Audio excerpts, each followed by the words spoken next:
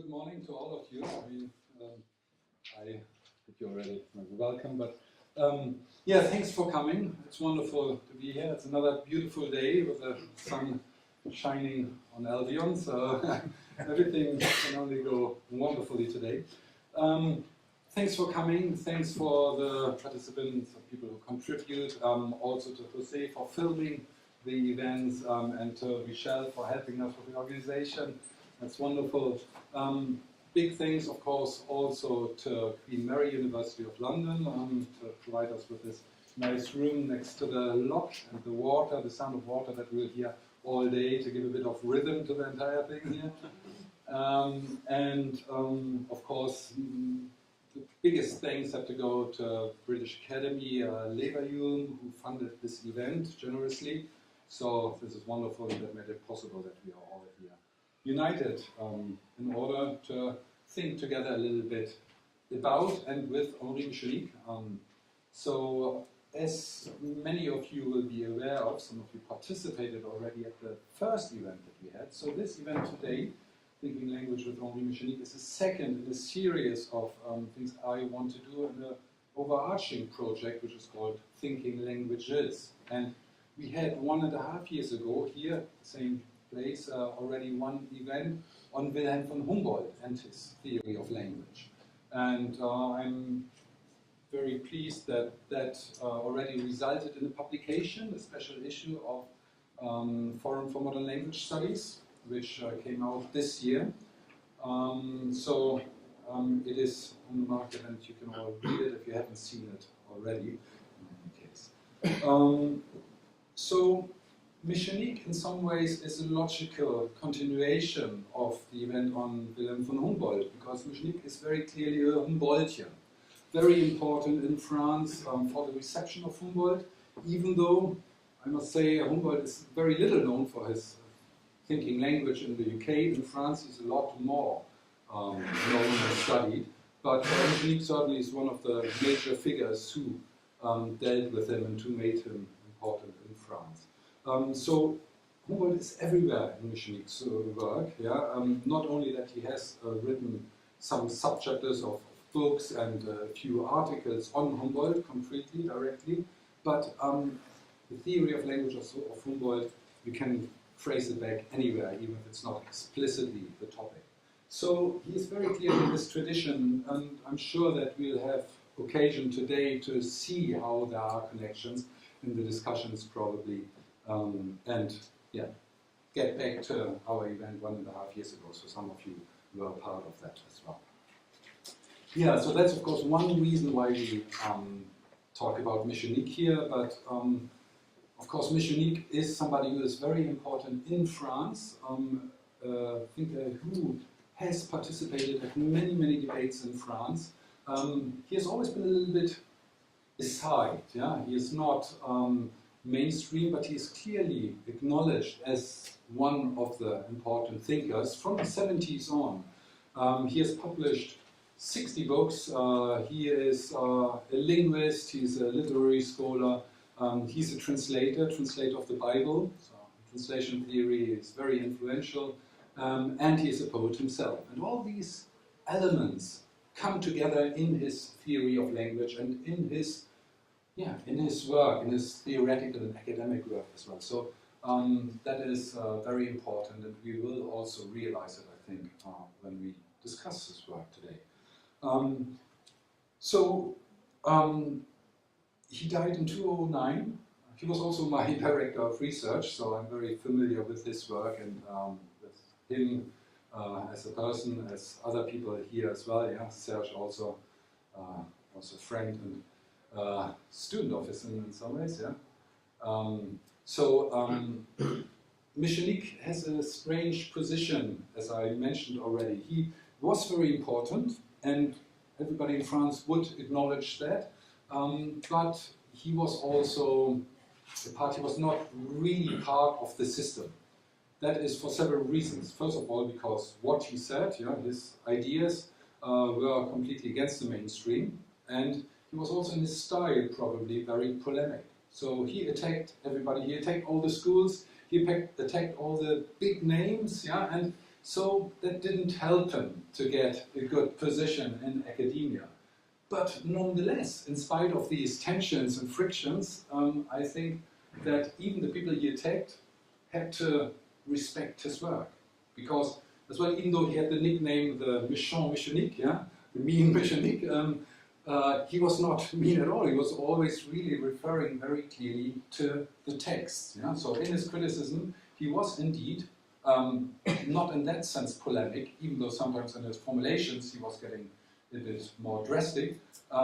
He was always dealing with the text, with the work. He had a clearly critical approach and not polemical in the sense of not founded in the work. So that was certainly constantly there. And as I said, very often, even though people are influenced by his ideas, they did not necessarily always show it.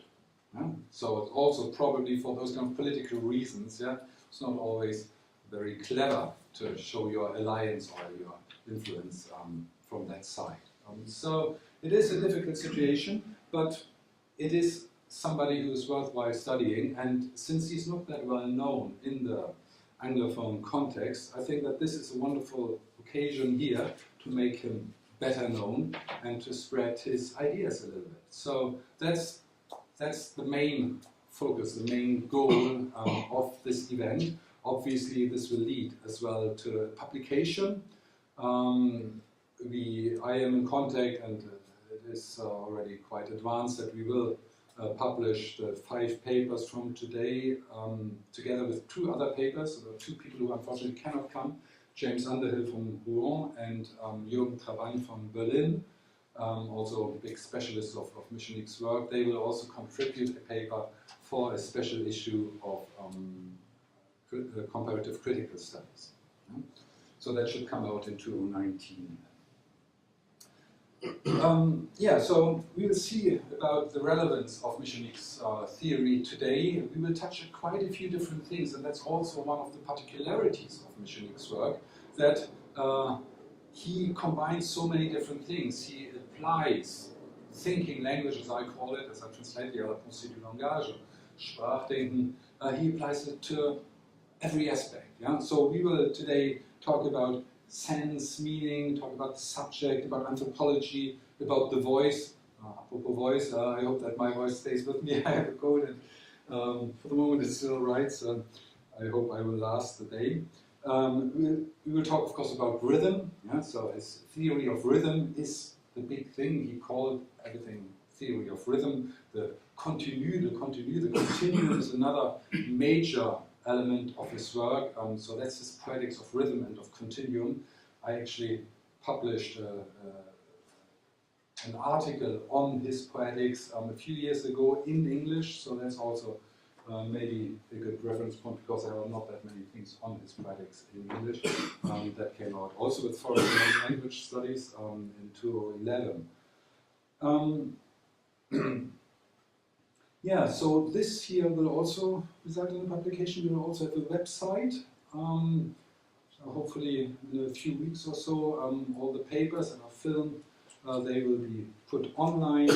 And another element of this project on Meschonnic is a workshop, or actually 2 workshops, the first of them tomorrow, on translation, on the translation of Meschonnic's work. So key texts of his work will be translated by a fantastic team of translators, and that will then hopefully be published with Edinburgh University Press. I'm in contact with them. I don't have the confirmation yet, but that will then work together with the special issue and hopefully create some kind of momentum. And I think I should not take any more time. I will pass over now to my colleague Robert Gillett here from Henri University, who will introduce and moderate the first session. And may I ask David and Serge to come also forward here.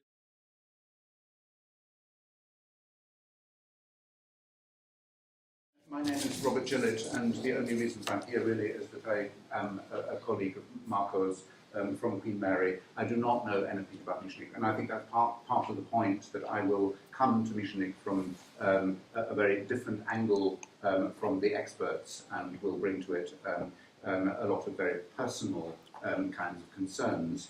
But it's a great honour and pleasure to introduce David Noel Smith, who is Senior Lecturer at the University of East Anglia. Everything David works on is a matter of the utmost importance to me. So, for example, he reads contemporary English poetry very carefully, very well. And beyond that, he thinks about the relationship between poetry and other aspects of life.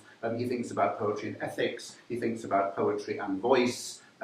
He thinks about poetry and philosophy, and his thinking goes way beyond anything that I can follow, because he writes his thesis on Heidegger and how Heidegger is at the very edge of poetic thinking. And he will be talking, if he hasn't changed his mind in the meanwhile, he will be talking about this wonderful notion of unfolding and enfolding in Meschonnic. Thank you. Well, thank you. Yes, so I don't have a PowerPoint. I was hoping to have a handout of quotes, but I moved flat yesterday and don't have a printer, so that didn't happen. You'll just have to believe me when I quote. So as Robert says, in this paper I want to expand our concept of rhythm to comprise what I will call the dynamic unfolding and enfolding of sense. And so that's the title paper. So firstly, why is such an expansion of rhythm necessary? For a start, it is because few critical concepts have such a broad and apparently contradictory scope. Rhythm is a feature of music and dance as well as of verbal arts, but is also increasingly being applied to describe, say, the painting's reflection back on the modality of vision. So you might think of the journal Rhythm that started in 1906, which was very central to the development of abstract painting at that time. And then also rhythm traverses academic disciplines, or better, rhythm disregards the disciplinary boundaries of our own intellectual division of labour, with its institutional formations, its ideologies of expertise, etc. So we can speak of circadian rhythms, corporeal rhythms, so rhythms of the cardiovascular system, of the menstrual cycle, of sleep patterns, and also of work rhythms. One might therefore wonder how a circadian rhythm relates to the vectors of rhythmic movement that grab us in a literary text. How do rhythms resemble one another from one discipline to the next? In what ways are these rhythms contiguous or equivalent? Is there a generalized concept of rhythm for which each individual instance is an offshoot, or are there metaphorical or metonymic slippages away from a primary meaning in a particular domain, say the rhythm of music or dance being seen as primary, and then all of the others as metaphorical or metonymic adoptions of that into different domains with some kind of catachresis going on. I'm not saying that I'm supporting that, I'm saying that is one of the ways in which rhythm is often understood.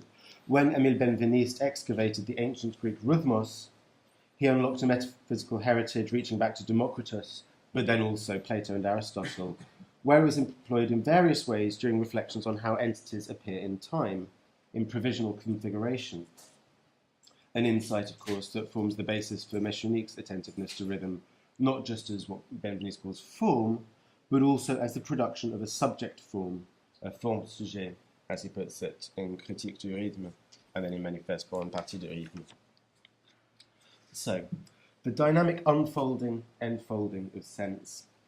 Meschonnic writes, and I quote, and it's my translation, so you've got to doubly trust me, that the critique of rhythm must be a theory of sense, and of that which, within sense, overflows sense, where rhythm is at work.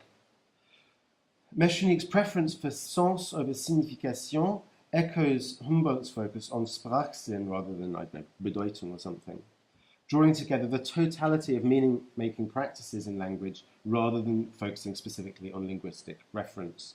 This is corroborated by his insistence on the primacy of discourse over la langue, when understanding le langage. I wish to pursue further the polysemy of sense, sens, and zin, such that the physiological and the semantic cannot be thought apart. What is at issue is a linguistic discursive sensorium in which language becomes what Michel Serre has called a mixed body. It is both of the sensual world and supervenes over this world, stands outside it in order to refer to entities in the world. It both issues from an announcing subject and shapes this subject from the outside. We also find a double bind in the relation between rhythm and sense. Rhythm is sense-giving, but surfaces into a world of sense. Each, it would seem, is structurally anterior to the other, and this is a paradox that I'll come back to at the end. And if I argue that sense unfolds through and as rhythm, then I wish to complicate the implicit temporality in this statement by suggesting that this is also an enfolding, where sense turns in on itself, creates patterns of recursion as well as progression, through which is opened up the field of sensory, sensual, sensible experience. My starting point is actually not Meschonnic. What I'm going to do, I will be talking largely about Meschonnic, but I also want to situate him within other thinkers who I think have been very important for 20th century thought around rhythm. My starting point is going to be with Gilles Deleuze and Félix Guattari, but I'll also be talking about Blanchot and Heidegger at different points. But it is still a Meschonnic paper, I assure you. So my starting point is the transformation within Deleuze's thinking on rhythm from difference and repetition to 1000 Plateau 15 years later. 1000 Plateau is authored with Félix Guattari. In the earlier text, Deleuze insists, as does Meschonnic, on the salience of the distinction between rhythm and meter. He argues, and I quote, "Cadence repetition is a regular division of time, an isochronic recurrence of identical elements. On the contrary, tonic and intensive values act by creating inequalities or incommensurabilities between metrically equivalent periods or spaces. They create distinctive points, privileged instances, which always indicate a polyrhythm." So that's from difference and repetition. And so when he says cadence here, this obviously denotes a metrical foot, and on Deleuze's account becomes a flattening of the diversity of temporal elements into isochrony. This opposition of rhythm to meter coincides with Meschonnic's own, and in at least Deleuze's case, it follows a Bergsonian schema, according to which rhythm is flux, meter fixity, rhythm is temporal unfolding, meter the spatialization of such unfolding. Deleuze's own schema extends further than this. Rhythm is freedom, meter constraint. Rhythm releases intensities, meter fetters them. Rhythm is diversity and excess, meter sameness and regularity. Rhythm is individual subjective, meter collective objective. But also that meter, crucially, is a derivative from the more originary rhythm, a flattening and formalization of it. In 1000 Plateau, by contrast, Deleuze and Guattari return to this opposition, but in a very different, a kind of saliently different form.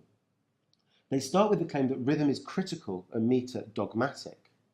They say rhythm ties together critical moments or ties itself together in passing from one milieu to another.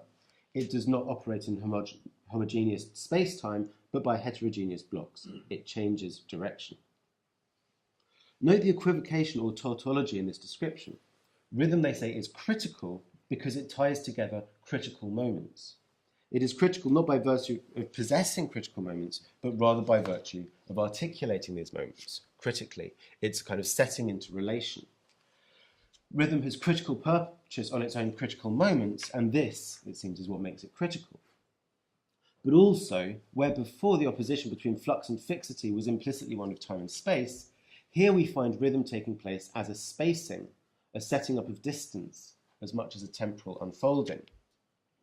Rhythm, they say, operates as a linkage of milieu, as a, if not the, temporal modality for the processes that Deleuze and Guattari throughout this text call deterritorialization and reterritorialization.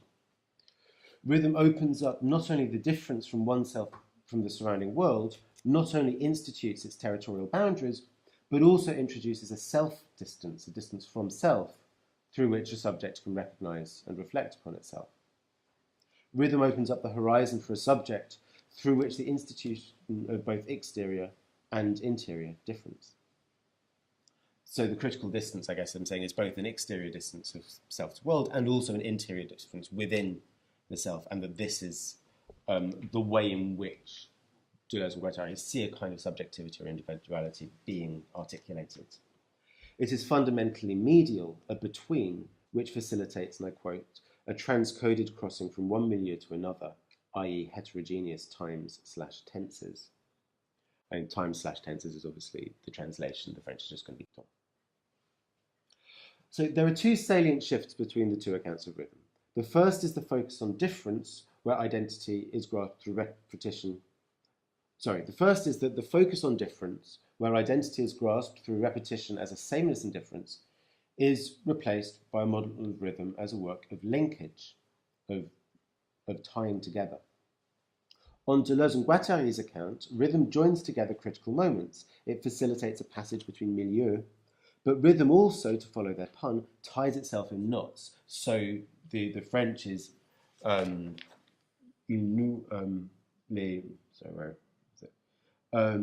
le rythme nous les moments critiques. Actually, it's not moment. Anyway, les instants critiques, I think it is in French. But et il se noue. So it's both tying things together and it's tying itself in knots effectively. So it is both a linkage or jointure and also an infolding and particularly a tangle. The second of these points, so the first is that the focus on difference has become a focus on linkage, on a kind of articulation which is both jointure and difference together.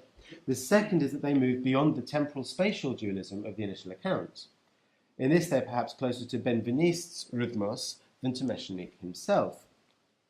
Benveniste notes that in its earliest uses, rhythmos, and I quote again, designates the form in the instant that it is assumed by what is moving, mobile, and fluid, the form of that which does not have organic consistency.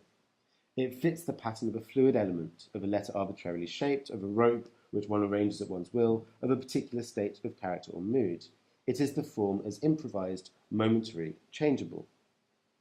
The transition from rhythmos to what we would today recognize as rhythm can only take place once the notion of form, which is schema in Benveniste's account, has been detemporalized, made static, and it's the remaining temporal element, now grasped as flux or flowing, which gets named rhythm. At the same time, Benveniste points out, rhythm becomes the preserve of the arts, verse, dance, and song. So instead of, kind of, in terms of my introductory statements, instead of rhythm being a term which comes from dance and song and is then transposed into other disciplines, rather there is an originary rhythm which is a philosophical understanding of provisionality or mobility, which is then kind of moved and fixed in place as a preserve of the arts. So it's the opposite movement that's happening. So as rhythm, rhythmos is, as it were, doubly regulated. It now takes place within a circumscribed field only, and it's worth noting that for Plato, the field that it takes place in, of dance, song, etc., and mimesis, is less being or less truth than from that of philosophy. But also we then find, and I quote again, that the notion of a corporeal rhythmos is associated with metron and bound by a law of numbers, says Benveniste about Plato's account of rhythm in the Laws. So this would appear to be the shift from a temporalized rhythmos into a spatialized metron that Meschonnic attributes to Plato. The law of numbers, operating as an eidos of form, would exist outside of time, meaning that rhythm becomes the other to stasis only by itself being subject to static categories. But what I've always found puzzling in Benveniste's essay is that he then concludes as follows, I quote again, starting from rhythmos, a spatial configuration defined by the distinctive arrangement and proportion of the elements, we arrive at rhythm, a configuration of movements organized in time. Surely it should be somehow the other way around. It would appear that Benveniste is not treating provisionality, fluidity, mobility necessarily as temporal as opposed to spatial qualities. One might even go so far as to say that the metaphysics of the space-time opposition, which governs the meter-rhythm opposition, postdates the meaning of rhythmos that Benveniste is excavating. And so the provisionality he is thinking as nevertheless the provisionality of a stable element, or not as of a spatial element, rather than immediately setting up a spatial temporal opposition. So Benveniste attends to rhythm as a dynamic configuration without equating this with temporal configuration. where do these rhythmic dynamics reside? Benveniste himself never provides a concerted answer to this question, at least not to my knowledge, even if the Baudelaire sketches might be the place that we'd look for these. However, Meschonnic identifies the implicit consistency between Benveniste's excavation of rhythmos and his writing on pronouns, on tense, on the sentence as a unit of discourse, irreducible to smaller phonological, semiotic, and syntagmatic units. What Benveniste calls, I quote, a complete unit that conveys both meaning and reference, meaning because it is informed by signification, reference because it refers to a given situation. Yeah, so Meschonnic's great insight is that verbal rhythm belongs not simply to language's phonological structure, but to discourse itself, first and foremost. In the Rhythm Party Manifesto, he calls rhythm, and I quote, the language organization of the continuum of which we are made. It does not simply bind phonological units together into prosodic phrases, but binds humans together within a shared discourse. Indeed, in so doing, it foregrounds the phrase over the phonological unit as the starting point for any prosody, because phrasing is always discursive and cannot be reduced to its grammatical or morphological status. Yet Meschonnic's argument is not simply with those theorists who would derive rhythm from phonological structure. He also takes issue with the idea that rhythm was, and this quote from the Critique du Rythme, an interior form of sense, like grammar was the interior form of languages. This is a position we find in thinkers such as Heidegger, Blanchot, and Derrida, themselves attentive to the etymological link between rhythmos and configuration. Heidegger had actually made this link many years before Benveniste in 1939 in his lecture on Aristotle's physics, where he proposes a translation of rhythmos as Fügen, structuring or configuration. On these accounts, the dynamism of rhythm should be situated within language's capacity for making appear. This capacity is double. Language only makes other entities appear through naming, referring, alluding, indicating, etc., insofar as language itself appears, and appears as language. Whereas sign-based theory of language sees the purported transparency of a linguistic token as the condition for successful reference, Heidegger suggests that reference is only possible by virtue of the phenomenality of words. These suggest two different levels at which Heidegger is grasping linguistic meaning through movement. First are the processes of naming, referring, alluding, indicating, and so forth, oscillations and modalities between word and thing, in which the thing both enters name and withdraws from naming. Second, he thematizes the ways in which language itself comes to appearance, its phonological phonetic sounding, with its concomitant withdrawal from sounding into either noise or silence, its inscriptions, be it alphabetic script or other meaning-making signs, its performances and performatives of sense-making and opacity. Yet he also envisages a third level, subtending and linking these two, in what he calls language's linguistic essence, Sprachwesen. In The Way to Language, he describes language as what he calls a Bewegung, and he very unhelpfully puts an umlaut on the E, which apparently is an archaic Schwabianism. So whether it actually is or whether that's sort of a fanciful sort of Heideggerian reconstruction of German history, I will leave to the audience to decide. Anyway, Bewegung, obviously, which now means movement, is translated by Peter Hertz as way-making movement. That is also, so it's playing on Weg as way. And what Heidegger means by this is that an originary saying enters and withdraws from the act of speaking, and that this movement is how we should understand language, that it's both an entry into speech and a withdrawal out of speech.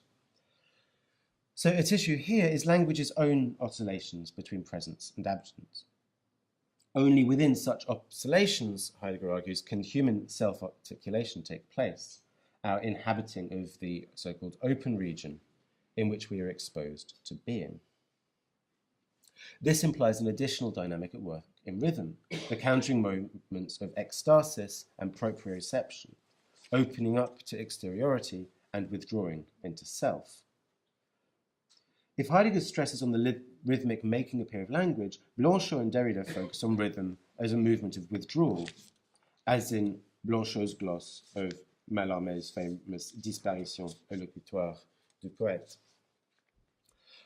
Mallarmé says that the poet, and I continue, cède l'initiative au mot, implying that language is the agent and has an autonomous motility. Later in the Crise des Vers, he will return to this but speak of a disparition vibratoire, which is affected by le jeu de la parole, so that the play of language becomes a vibratory disappearance. And so here he is taking up a language of a particular kind of movement, and vibration is obviously the production of linguistic sound, and how this would be a disappearance is one of the things that Blanchot finds so powerful in this text.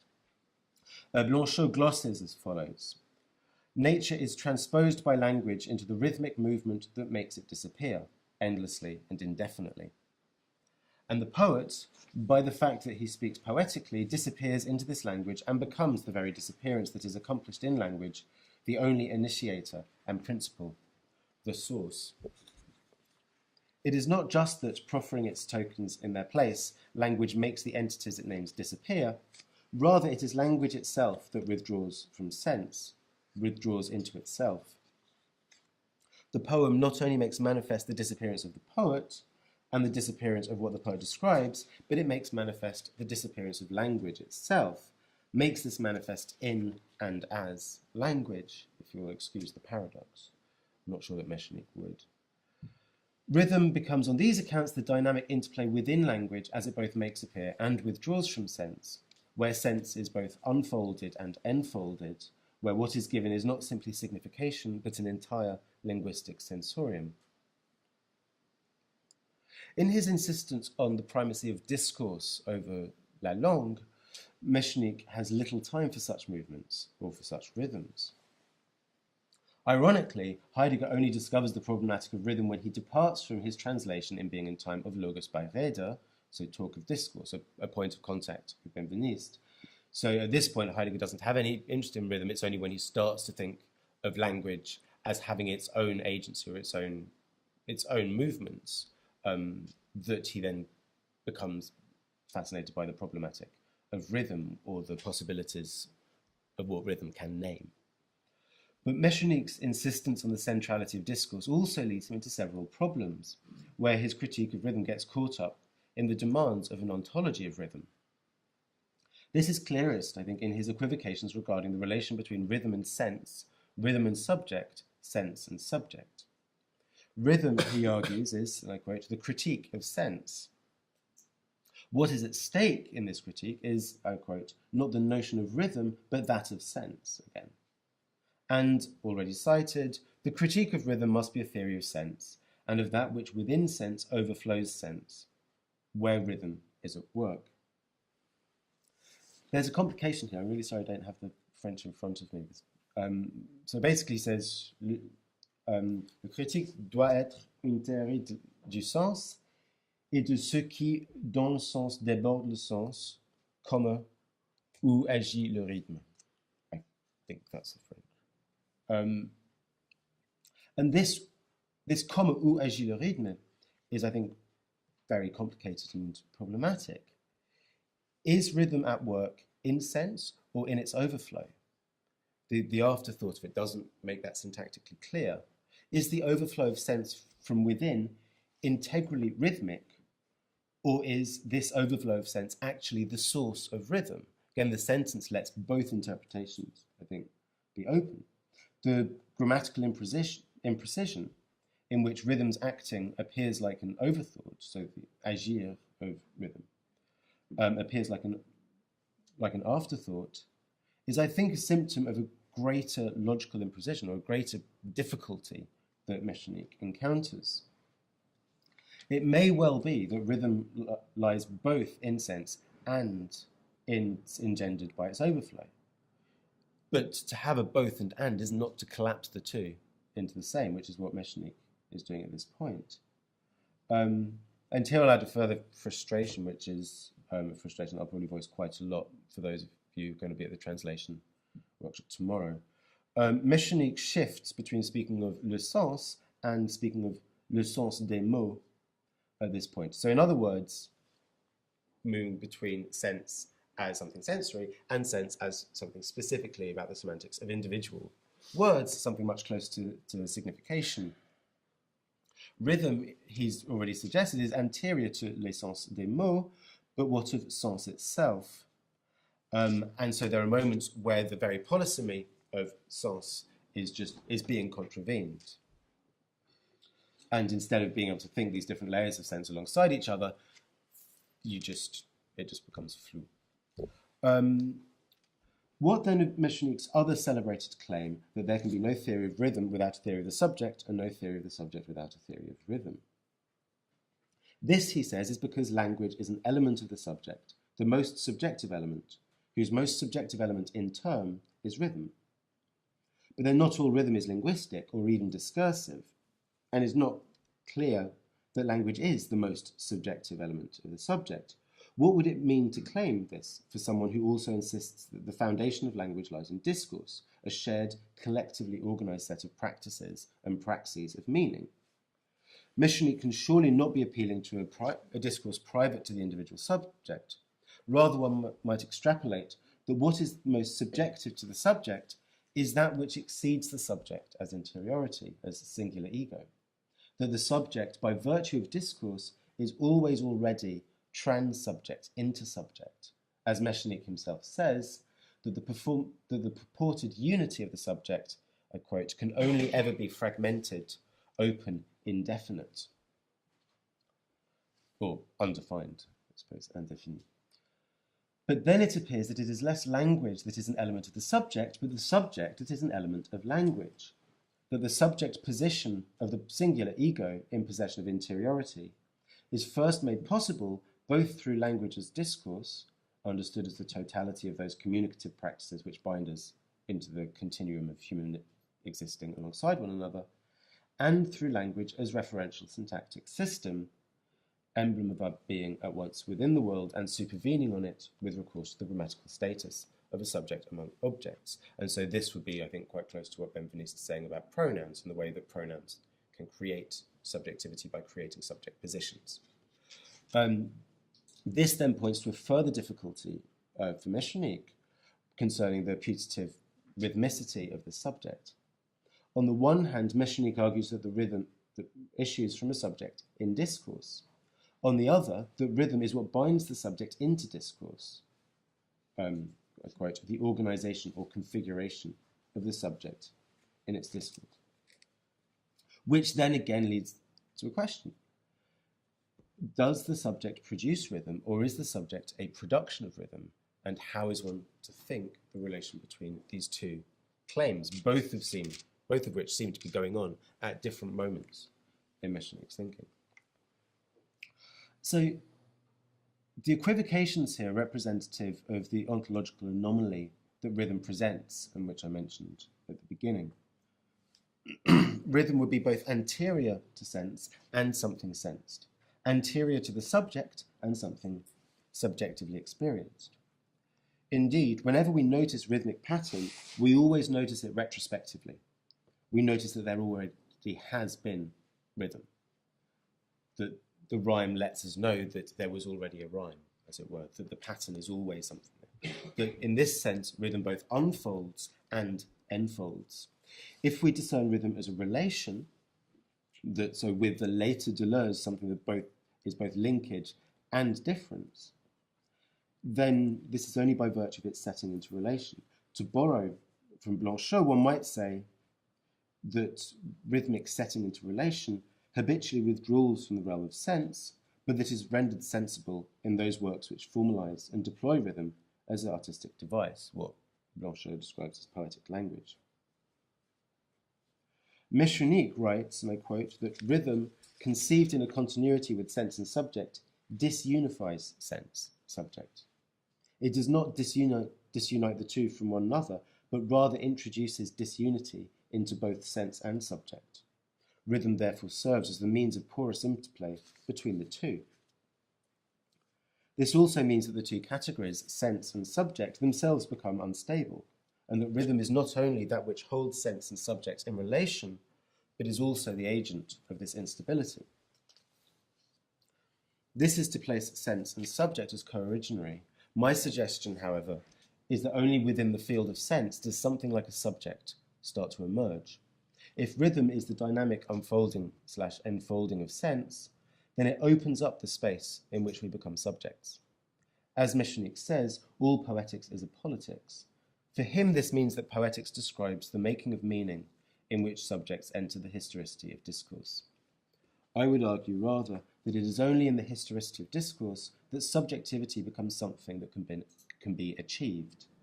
Politics is the sphere in which we continually strive to achieve not just subjectivity, but subjecthood.